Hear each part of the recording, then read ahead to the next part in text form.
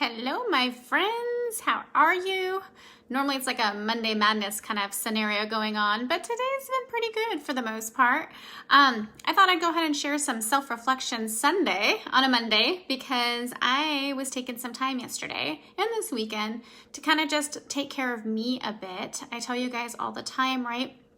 I'm not cured. I'm literally combating every single day. I still got all my medical issues and lupus and all that other wonderful jazz that I have, right?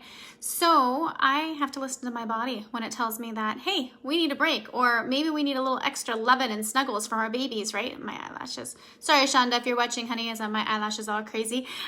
But I just wanted to share with you guys because I did still do some serious self-reflection on Sunday, even though I was busy loving on my babies. And so, and not only that, it's kind of hard because of, allergy season. So if you keep hearing me clear my throat, it's because it's good to be pharmaceutical free. But like I said, combating, the body likes to show us like that allergy season is still very high. But while I was self-reflecting this weekend, I was listening to some things. Some of you guys have been following along with my shenanigans. I just got back from Dallas. I've been traveling a lot lately, and I just feel like I've been on this just amazing, just kind of spiritual journey, right? And I tell you guys all the time, it's so crazy in a good kind of crazy way when you see what happens when you step into the calling that you've been called to. And I really do believe that, right? This whole mind, body, soul approach that I'm taking to combating my illnesses as well as helping others, it's been an amazing journey. And so while I was in Dallas, I got to meet some amazing human beings, and I also got to visit a church I'd been planning on visiting for a while. And so all kinds of great things were happening, and just the whole week was just very just fulfilling, right? And I wanted to talk about a couple things with you that I have been reflecting upon since I returned. And one of the first things is that, have you ever felt like you did not belong, right? If you've ever felt that feeling like you didn't belong, do me a favor and drop a 2 in the comments, like me too. I grew up a lot wondering, especially with, later on in my adult years when I was diagnosed with all my medical conditions, thinking like, what did I do to deserve this, right? How come this is happening to me? Like, why can't I just be normal, right? These are things that go through my head. And when I was growing up, there were other times in my life that I just felt for one reason or another that I didn't quite fit in. And as I have continued on this health journey and I've met these amazing people, I realize, and I share with you guys as well, is that we're not always meant to fit in. And that feeling of not fitting in is typically a sign that you are actually going to be called to something pretty amazing. Now, we all are going to have a calling at one point in our lives. Whether we answer it or not is, of course, freedom of choice. That's the loveliness about our God, is that, gentlemen, not forcing anything on us. But with that being said, is that as I went through my health journey and my just spiritual growth, like I grew up Catholic, right? I joke around all the time, Catholic guilt runs deep in me because I was born Catholic, my dad's family being Hispanic. And so, there was, knowing about religion and living religion can sometimes be two different things, right? But when I was growing up, I came across many people who made me feel like maybe my faith wasn't strong enough, or maybe I wasn't living the right way, or they had lots of information about what I was supposed to be doing with my life, right? If you know what I'm talking about, give me a 5, like high five, like, yep, I've been there. And so it kind of made me kind of tainted towards like organized religion for the longest time, because I thought, why do I want to go somewhere where I am going to be trying to be my best version of myself, but yet they're making me feel like I'm not very amazing, right? And in God's view, we are all just beautiful jewels to him. And so they, I know it's not the politically correct term, and I'm sure that I might lose some friends over this, but there are some people that I think that were Bible thumpers, right? They come along, they thump you with your Bible and tell you like how you're supposed to be living your life. And the one thing I learned this last week is that I even caught myself doing it as I was talking to people that I came across. I was like, well, hopefully you don't judge me, right? That was a comment that came out of my mouth. And I started realizing that the reason why I say that term, I hope you don't judge me, is because growing up, there was so many people casting judgment, right? And so if you know me, and my friends who know me, is that they can talk to me about all kinds of stuff. And I don't judge people because I understand that everybody has to do what's best for them, whether it be in their life, whether it be in their walk with God, whether it be their health, right? We can understand and we can be compassionate to people, but we don't always know what they're going through.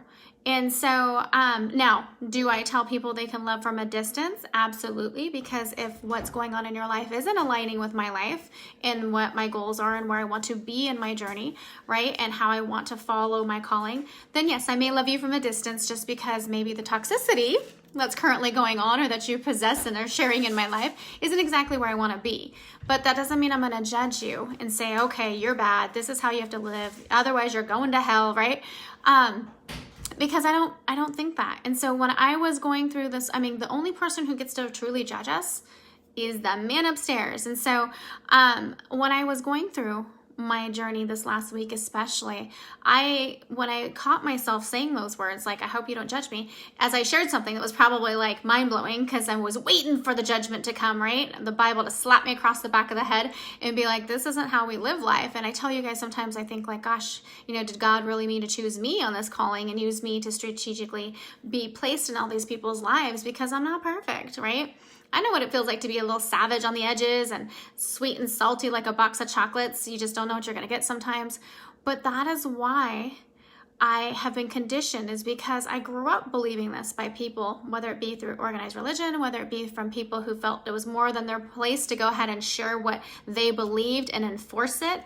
But when you start to really walk in your journey with God, when you start to feel like the true connection with Him, your path is going to be aligned with people that you realize don't judge you. Now, maybe they're like me and maybe you're getting a little crazy on the edges and that's not where they want to be, right? And so they may separate it a little bit. But the true people who are true believers, true godly people, true people who want to live the best life and elevate up to the next level, right? To be trying to be as close to our Maker as possible, they're not going to want to judge you.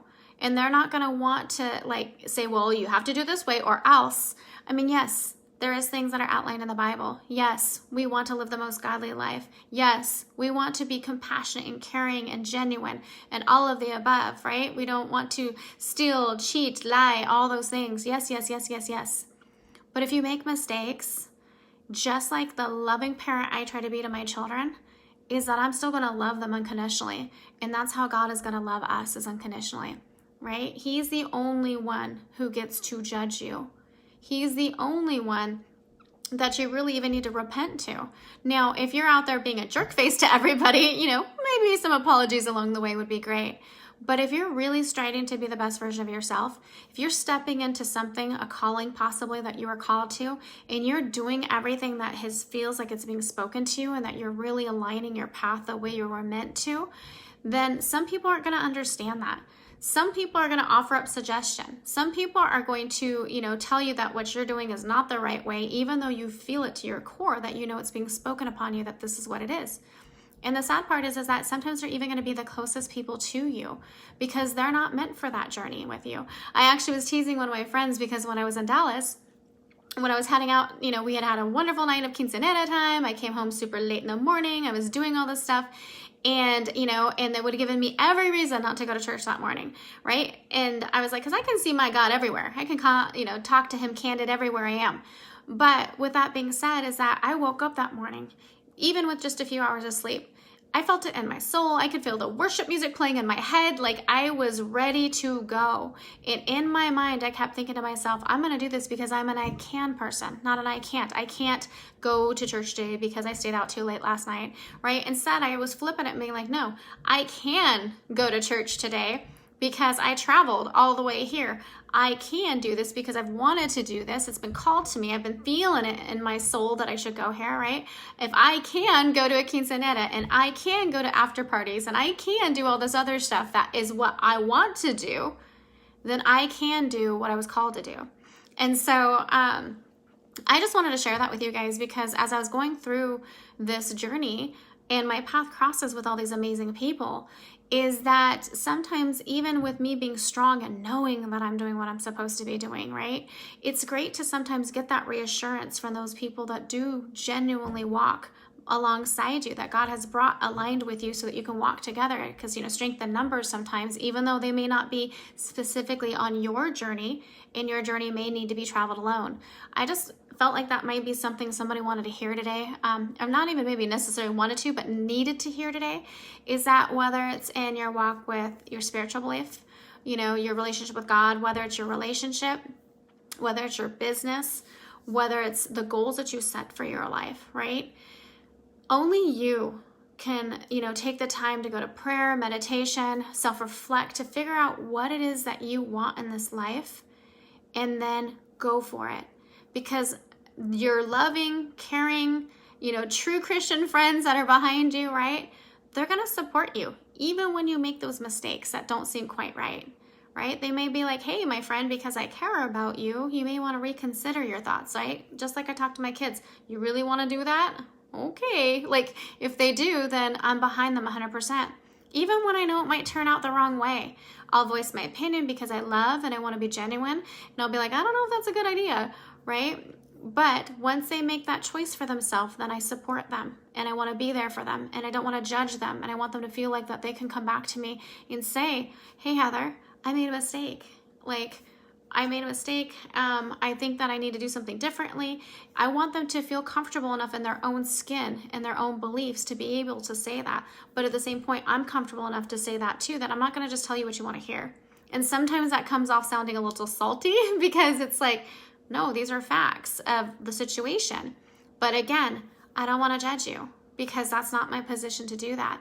And that when you come across true people who are on this walk, growing their spiritual belief, wanting to be, supportive of others that are on this path as well, is that sometimes maybe you were born with that Catholic guilt, or you were, it was pushed upon you, or maybe a couple of times of thumping on the back of the head by someone's Bible as they walk by, is that you shouldn't feel like you don't belong.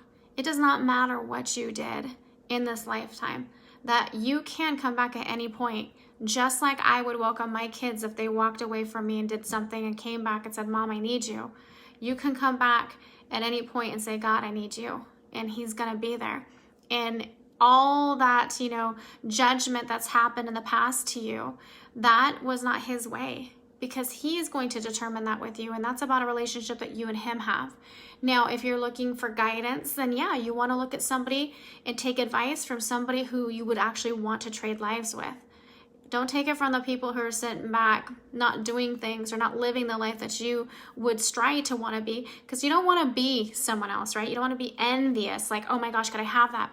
But there's people in my life, role models that I have, that I'm like, you know what? That's relationship goals for me. That's spiritual goals for me. That's where I want to be in my life, and I want to align myself with other people that are like-minded like that, because then it becomes more natural to me, like breathing, that this is the life that I want. And so if that felt like it spoke to you guys, do me a favor and drop a big old heart emoji in the comments, or praying hands, or both. And if it didn't, that's perfectly fine too. But I just really felt that. And I was going to get on last night. It was kind of late and share it with you. But I decided, nope, I'm going to spend time with my babies and my family, because one of the best gifts you can give them is your time, because you can never get it back. But yet you love them enough to give it to them. And that's what I was doing, was spending time with my babies. And so I was like, nope, as much as this word needs to be heard, I think that Monday can do just as good, and it'll touch somebody's heart, because I don't doubt that somebody's feeling this right now.